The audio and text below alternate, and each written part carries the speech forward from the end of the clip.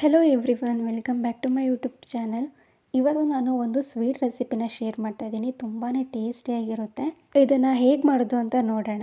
ಹಾಗೆಯೇ ನನ್ನ ಚಾನಲ್ನ ಸಬ್ಸ್ಕ್ರೈಬ್ ಮಾಡ್ಕೊಳ್ಳದೆ ನೋಡ್ತಾ ಇದ್ದೀರಾ, ಪ್ಲೀಸ್ ಸಬ್ಸ್ಕ್ರೈಬ್ ಮಾಡ್ಕೊಳ್ಳಿ. ಹಾಗೆ ಈ ವಿಡಿಯೋ ಇಷ್ಟ ಆದರೆ ಒಂದು ಲೈಕ್ ಮಾಡಿ. ಇವಾಗ ನೀವು ನೋಡ್ತಿರ್ಬೋದು ಸ್ವೀಟ್ ಎಷ್ಟು ಚೆನ್ನಾಗಿ ಬಂದಿದೆ ಅಂತ. ಹೊಸದಾಗಿ ನೀವೇನಾದರೂ ಸ್ವೀಟ್ ಟ್ರೈ ಮಾಡಬೇಕು ಅಂತ ಇದ್ದರೆ, ಅಂದರೆ ಬೇರೆ ಡಿಫ್ರೆಂಟಾಗಿ ಸ್ವೀಟ್ ರೆಸಿಪಿ ಏನಾದರೂ, ಇದು ಕೂಡ ನೀವು ಟ್ರೈ ಮಾಡ್ಬೋದು. ತುಂಬಾ ಚೆನ್ನಾಗಿರುತ್ತೆ. ಇವಾಗ ಇದನ್ನು ಹೇಗೆ ಮಾಡೋದು ಅಂತ ನೋಡೋಣ. ಮೊದಲಿಗೆ ನಾನು ಡ್ರೈ ಫ್ರೂಟ್ಸ್ನ ಕಟ್ ಮಾಡ್ಕೊಳ್ತಾ ಇದ್ದೀನಿ. ಸ್ವಲ್ಪ ಗೋಡಂಬಿ, ಆಮೇಲೆ ಸ್ವಲ್ಪ ಬಾದಾಮಿ, ಹಾಗೆ ಸ್ವಲ್ಪ ಪಿಸ್ತಾ, ಇಷ್ಟನ್ನು ತೊಗೊಂಡಿದ್ದೀನಿ ನಾನು. ಇವಾಗ ಎಲ್ಲನೂ ಕೂಡ 3 ಡ್ರೈ ಫ್ರೂಟ್ ಕೂಡ ಸಣ್ಣದಾಗಿ ಕಟ್ ಮಾಡ್ಕೊಳ್ತಾ ಇದ್ದೀನಿ. ಇವಾಗ ಅದನ್ನು ಸೈಡಲ್ಲಿ ಇಟ್ಕೊಂಡು, ಇವಾಗ ಒಂದು ಸ್ವಲ್ಪ ಬಾದಾಮಿನ ನಾನು ಮಿಕ್ಸಿಗೆ ಹಾಕ್ಕೊಂಡು ಗ್ರೈಂಡ್ ಮಾಡ್ಕೊಂಡಿದ್ದೀನಿ. ನೋಡ್ತಿರ್ಬೋದು ನೀವು, ಈ ಥರ ಮಾಡ್ಕೊಂಡಿದ್ದೀನಿ. ಇವಾಗ ಮತ್ತೆ ಅದೇ ಮಿಕ್ಸಿ ಜಾರಿಗೆ 1 ಕಪ್ ಆಗೋಷ್ಟು ಕಾಯಿ ತುರಿನ ಹಾಕ್ಕೊಳ್ತಾ ಇದ್ದೀನಿ ನಾನು. ಇದನ್ನು ಕೂಡ ಮಿಕ್ಸಿ ಮಾಡಿಕೊಂಡು ಸೈಡಲ್ಲಿ ಇಟ್ಕೊಂಡಿದ್ದೀನಿ. ಇವಾಗ ಒಂದು ಪ್ಯಾನಿಗೆ 1 ಕಪ್ ಆಗುವಷ್ಟು ನಾನು ಗೋಧಿ ಹಿಟ್ಟನ್ನು ಹಾಕ್ಕೊಳ್ತಾ ಇದ್ದೀನಿ. ಗೋಧಿ ಹಿಟ್ಟನ್ನ ಹಾಕ್ಕೊಂಡು ಚೆನ್ನಾಗಿ ಹುರ್ಕೋಬೇಕು ನಾವು, ಜಾಸ್ತಿ ಏನು ಬೇಡ. ನೋಡಿ ತೋರಿಸ್ತಾ ಇದ್ದೀನಲ್ಲ, ಈ ಥರ ಹುರ್ಕೊಬೇಕು. ಇವಾಗ ಇನ್ನೊಂದು ಸೈಡಲ್ಲಿ ಪಾತ್ರೆ ಇಟ್ಕೊಂಡು 1 ಕಪ್ ಆಗುವಷ್ಟು ಸಕ್ಕರೆ, ಅರ್ಧ ಕಪ್ ಆಗುವಷ್ಟು ನೀರು ಹಾಕ್ಕೊಂಡು ಪಾಕ ಬರ್ಸೋಕ್ಕೆ ಇಟ್ಟಿದ್ದೀನಿ.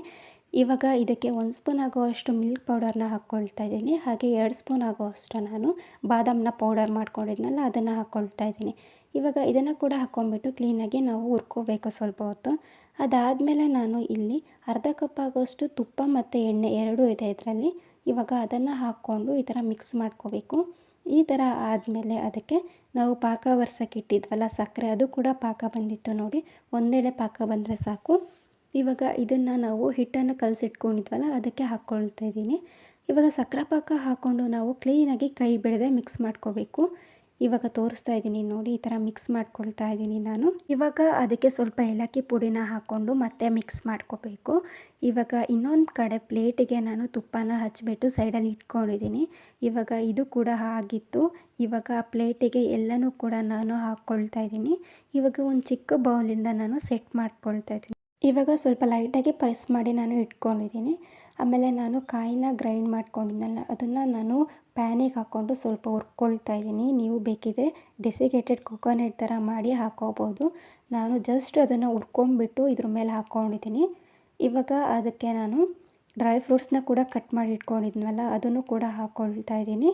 ಇವಾಗ ಇದನ್ನು ಸೆಟ್ ಮಾಡ್ಕೊಳ್ತಾ ಇದ್ದೀನಿ. ಮತ್ತೆ ಡ್ರೈ ಫ್ರೂಟ್ಸ್ ಹಾಕಿದ್ನಲ್ವ ಮೇಲೆ, ಹಾಗಾಗಿ ಇವಾಗ ಅದನ್ನು ನಾನು ಸ್ವಲ್ಪ ಹೊತ್ತು ಎತ್ತಿಡ್ತಾ ಇದ್ದೀನಿ. ಒಂದು ಅರ್ಧ ಗಂಟೆ ಇಟ್ಟರೆ ಸಾಕು, ಗಟ್ಟಿಯಾಗಿರುತ್ತೆ ಸ್ವೀಟು. ಇವಾಗ ನಾನು ಬೇಗನೆ ಕಟ್ ಮಾಡಿಬಿಟ್ಟೆ. ತುಂಬಾ ಟೇಸ್ಟಿಯಾಗಿ ಬಂದಿತ್ತು. ಬೇಕಿದ್ರೆ ನೀವು ಇದಕ್ಕೆ ಲಾಸ್ಟಿಗೆ ಕಲಿಸ್ಕೊಬೇಕಾದ್ರೆ ಸ್ವಲ್ಪ ಹಾಲನ್ನು ಕೂಡ ಹಾಕ್ಕೊಂಡ್ರೆ ಇನ್ನೂ ಚೆನ್ನಾಗಿರುತ್ತೆ ಟೇಸ್ಟ್ ಕೂಡ. ಇವಾಗ ನೋಡಿ ಈ ಥರ ಬಂದಿತ್ತು. ಈ ರೆಸಿಪಿ ನಿಮಗೂ ಕೂಡ ಇಷ್ಟ ಆಗಿದೆ ಅಂತ ಅಂದ್ಕೊಳ್ತೀನಿ. ಟ್ರೈ ಮಾಡಿ, ತುಂಬಾ ಚೆನ್ನಾಗಿರುತ್ತೆ. Thank you for watching.